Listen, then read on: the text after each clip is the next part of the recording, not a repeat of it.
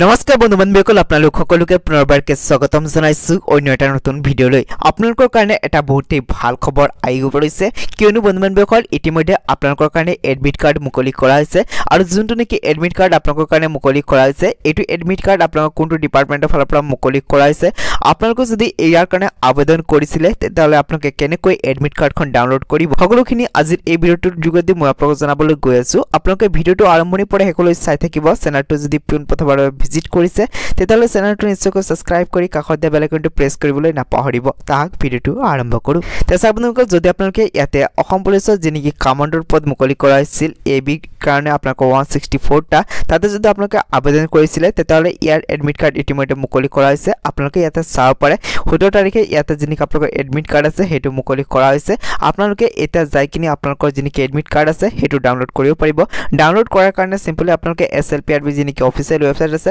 তাতে ভিজিট কৰিব যোৱাৰ পিছত আপোনালোকে ইয়াতে চাব পাৰে ইয়াতে লিংক দিয়া হৈছে আপোনালোকে ইয়াতে ক্লিক কৰি দিব